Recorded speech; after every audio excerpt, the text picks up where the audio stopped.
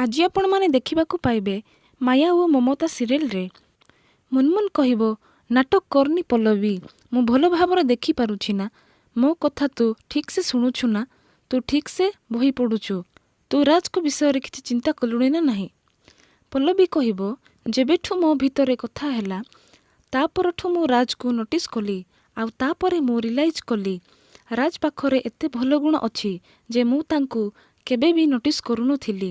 ମୁଁ ତାଙ୍କ ପାଖରୁ ଏତେ ଦୂରେଇକି ରହିଥିଲି ଯେ ତାଙ୍କ ପାଖରେ ଥିବା ଏତେ ସବୁ ଭଲ ଗୁଣ ମୁଁ କେବେ ବି ଦେଖିପାରୁନଥିଲି।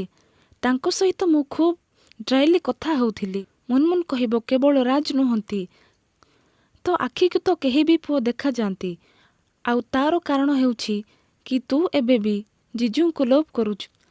ପଲ୍ଲବୀ କହିବ, ହୁଏତ ତୁ ଠିକ୍ କହୁଛୁ ମୁନମୁନ, ମୁଁ ତ ଆଦର୍ଶଙ୍କ ଆଶା ତ କେବେଠାରୁ ଛାଡ଼ି ସାରିଛି, କିନ୍ତୁ ହୁଏତ ମୁଁ ତାଙ୍କୁ ମୁହୂର୍ତ୍ତରୁ ବାହାର କରିପାରୁନି। ହେଲେ ଏବେ ମୁଁ ଦେଖୁଛି ରାଜ ବି ତ ଜଣେ ବହୁତ ଭଲ ପିଲା। ଆଉ ତୁ ଠିକ୍ କହୁଥିଲୁ ମୁନମୁନ, ମୋତେ ଯଦି ଲାଇଫ୍ରେ ଆଗକୁ ମୁଭ୍ କରିବାର ଅଛି ତାହେଲେ ମୋତେ ରାଜର ପ୍ରପୋଜାଲକୁ ଆକ୍ସେପ୍ଟ କରି ନେବା ଉଚିତ। ଆଉ ରାଜଙ୍କ ପରି ଭଲ ପିଲା ମୋତେ ଆଉ କେବେ ବି ଲାଇଫ୍ରେ ମିଳିବେନି। ମୁନମୁନ କହିବ, ବାସ୍ ମୁଁ ତ ତୋତେ ସେଇ କଥା କେବେଠାରୁ କହୁଛି। ପଲ୍ଲବୀ କହିବ, କିନ୍ତୁ ମୁନମୁନ, ଏସବୁ କଥା ଆଗକୁ ଆଗେଇବା ପୂର୍ବରୁ ରାଜକୁ ସବୁ ସତ କଥା କହିଦେବାକୁ ଚାହେଁ, କାରଣ ସେ ଜଣେ ବହୁତ ଭଲ ପିଲା। ମୁଁ ତାଙ୍କୁ କିଛି ବି ଲୁଚେଇବାକୁ ଚାହୁଁନି। ଏସବୁ ମ୍ୟାଟରରେ ଆଗକୁ ଆଗେଇବା ପୂର୍ବରୁ ଆଦର୍ଶଙ୍କ ଲାଇଫ୍ରେ କ'ଣ ସବୁ ହେଉଛି ମୋତେ ସେସବୁ ଜାଣିବା ଦରକାର। ମୁଁ ମହାପାତ୍ର ଫ୍ୟାମିଲି ସହ ଦେଖା ହେବା ପାଇଁ ଚାହୁଁଛି ମୁନମୁନ, ତାପରେ ଯାଇକି ମୁଁ କିଛି ଡିସିସନ୍ ନେଇପାରିବି। ମୁନମୁନ କହିବ, ନାଇଁ ନାଇଁ ପଲ୍ଲବୀ, ଏସବୁ ଠିକ୍ ନୁହେଁ। ପଲ୍ଲବୀ କହିବ, ଏଇଟା ହିଁ ଠିକ୍ ମୁନମୁନ, ଯେଉଁ ପର୍ଯ୍ୟନ୍ତ ମୁଁ ଆଦର୍ଶକୁ ତାଙ୍କ ପରିବାର ଲୋକଙ୍କୁ ଦେଖା ନ ହେଇଛି, ସେମାନଙ୍କ ବିଷୟରେ ନ ଜାଣିଛି, ସେ ପର୍ଯ୍ୟନ୍ତ ମୁଁ ଆଗକୁ ମୁଭ୍ କେବେ ବି କରିପାରିବିନି। ଯେହେତୁ ମୁଁ ଆଦର୍ଶଙ୍କର ପ୍ରପୋଜାଲକୁ ସବୁଦିନ ପାଇଁ କ୍ଲୋଜ୍ କରିବା ପାଇଁ ଚାହୁଁଛି, ତେଣୁ ମୁଁ ଆଦର୍ଶଙ୍କର ପରିବାର ଆଉ ଆଦର୍ଶକୁ ଆଉ ତାଙ୍କ ସ୍ତ୍ରୀକୁ ନିଜ ଆଖିରେ ଦେଖିବା ପାଇଁ ଚାହୁଁଛି। ତାପରେ ଯାଇ ମୁଁ ରାଜୁଙ୍କର ପ୍ରପୋଜାଲକୁ ଆକ୍ସେପ୍ଟ କରିବା ଉଚିତ କି ରିଜେକ୍ଟ କରିବା ଉଚିତ, ମୁଁ ଯାଇ ସେତେବେଳେ ଡିସାଇଡ୍ କରିପାରିବି।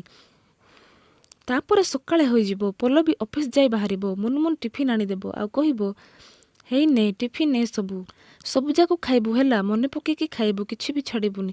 ପଲ୍ଲବୀ କହିବ, ଆଜି ଲଞ୍ଚ ବକ୍ସର କିଛି ବି ଆବଶ୍ୟକତା ନାହିଁ ମୁନମୁନ, କାରଣ ମୁଁ ଆଜି ହସ୍ପିଟାଲ ଯାଉନି। ଆଉ ଏ ବିଷୟରେ ମୁଁ ରାଜ ଆଉ ଲଳିତ ସାରଙ୍କଠୁ ଛୁଟି ବି ଆଣିସାରିଛି।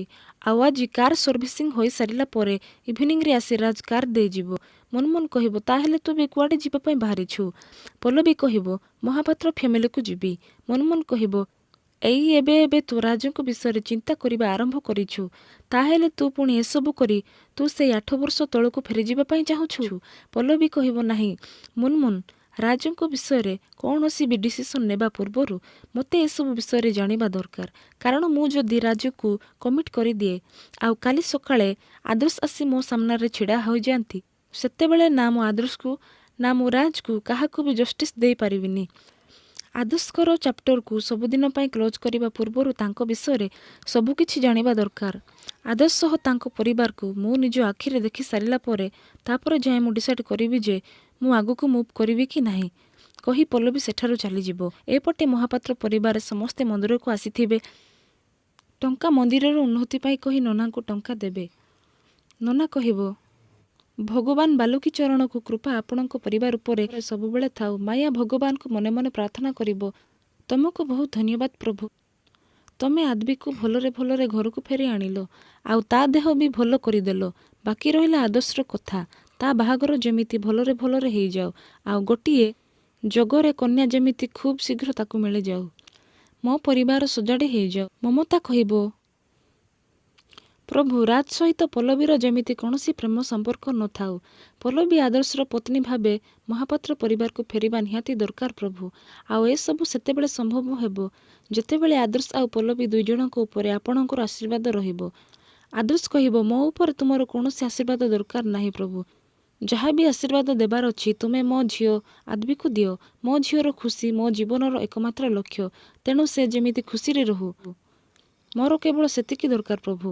ତାପରେ ଗୌରବ କହିବ, ଆଦର୍ଶ ତା ଜୀବନରେ ବହୁତ କଷ୍ଟ ସହିଛି ପ୍ରଭୁ, ମୋ ଭାଇ ଯେମିତି ଖୁସିରେ ରହୁ ପ୍ରଭୁ, ମୁଁ ଖାଲି ସେତିକି ଚାହେଁ, ମୋ ପାଇଁ ମୋ ଭାଇର ଖୁସି ସବୁକିଛି। ଏପଟେ ରିମଝିମ୍ ମନେ ମନେ ଖୁସି ହେଉଥିବ ଆଉ କହିବ, ମହାପାତ୍ର ଖାନଦାନ କହିଲେ, ଏବେ କେବଳ ମୋ ତନ୍ମୟକୁ ବୁଝ, ତେଣୁ ମୋ ପାଇଁ ମୋ ତନ୍ମୟର ଖୁସି ସବୁକିଛି ଆଶୀର୍ବାଦ କର ପ୍ରଭୁ। ମହାପାତ୍ର ଖାନଦାନର ସବୁ ସମ୍ପତ୍ତି ଯେପରି ମୋ ପୁଅ ତନ୍ମୟର ହୋଇଯାଉ, ଆଉ ସେଥିପାଇଁ ମୁଁ ଏବେ ଯେଉଁ ପ୍ଲାନ୍ ଫିଟ୍ କରିଛି, ମୋର ସେ ପ୍ଲାନ୍ ଯେମିତି ସକ୍ସେସ୍ ହେଉ। ଖାଲି ମୋ ପ୍ଲାନ୍ ସକ୍ସେସ୍ ହୋଇଗଲେ ମୁଁ ତମ ପାଖରେ ବହୁତ ବଡ଼ ପୂଜା ଦେବି। ତାପରେ ଏବେ ସମସ୍ତେ କହିବେ, ଏବେ ସମସ୍ତେ ଚାଲ ଆମେ ମନ୍ଦିର ପରିକ୍ରମା କରିବା। ମନ୍ଦିର ପରିକ୍ରମା କରୁଥିବା ସମୟରେ ମନ୍ଦିରର ପଛର ହେଇ ମାୟା ଯାଉଥିବ, ଆଉ ଠିକ୍ ସେହି ସମୟରେ ତାକୁ ମୁଣ୍ଡ ବୁଲେଇ ଦେବ। ଆଉ ସେତେବେଳେ ଅଚାନକ ଗୋଟିଏ ଝିଅ ଆସି ତା ମୁଣ୍ଡରେ ହାତ ଦେବ ଆଉ ତାକୁ ବଞ୍ଚାଇ ଦେବ। ଏପଟେ ମାୟା ଆଶ୍ଚର୍ଯ୍ୟ ହୋଇ ତାକୁ ଦେଖିବ। ତାପରେ ସମସ୍ତେ ସେଠି ପହଞ୍ଚିବେ। ସେ ଝିଅଟି କହିବ, ଆପଣ ଠିକ୍ ଅଛନ୍ତି ତ ଆଣ୍ଟି? ତାପରେ ମାୟା କହିବ, ତମେ ମୋର ବହୁତ ଉପକାର କରିଛ। ତମେ ଯଦି ଆସିନଥାନ୍ତ ତାହେଲେ ମୋର ଏଠି ମୁଣ୍ଡ ବାଡ଼େଇ ହେଇକି ଆଘାତ ହେଇଥାନ୍ତା।